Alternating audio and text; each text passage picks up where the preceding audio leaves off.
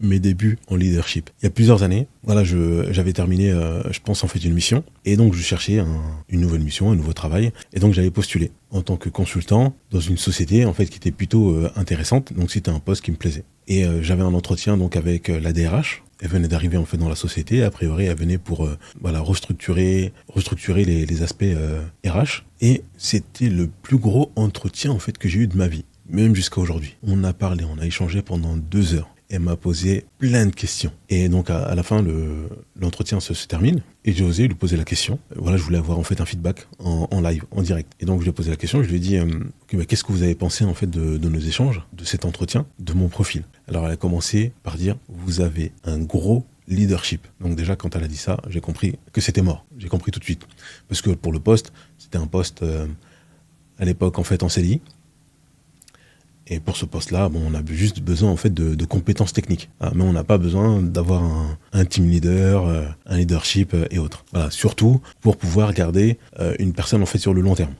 Et je pense qu'elle a bien compris que c'était pas ce que je voulais, c'était pas ce que je recherchais. Et donc déjà j'ai compris ça, mais aussi petit à petit, c'est vrai que je le savais pas forcément, mais venant en fait de cette personne-là, de l'entendre dire que j'avais un leadership, peut-être inné ou pas, je sais pas. Mais là, elle a dit j'avais un gros leadership. Du coup, ça résonnait.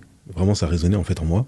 Même plusieurs mois après, même aujourd'hui, en fait, ça résonne vraiment toujours. Et depuis effectivement de ce moment-là, je me suis intéressé un petit peu à tout ce qui est leadership, comment être un bon leader. Et finalement, ça a été un déclic et le début d'une aventure. Et tout ça pour dire que on peut avoir un leadership inné, mais le leadership aussi, ça s'apprend. On peut dire qu'il y a un cadre, des méthodologies, et que même vous, si vous n'avez pas peut-être cette fibre-là, il est possible d'être accompagné pour augmenter son leadership et faciliter l'accompagnement, par exemple, de personnes, le fait de gérer au mieux, par exemple, une équipe, le fait, effectivement, de pouvoir inspirer, par exemple, ses équipes, ses employés ou même sa famille, finalement. Parce que même dans la famille, on peut dire que certaines personnes ou les parents sont des leaders, à leur niveau, en tout cas, à leur niveau et dans le cadre familial. Je vous invite fortement à vous renseigner, à vous documenter et à vous former pour être une meilleure personne et, comme on dit,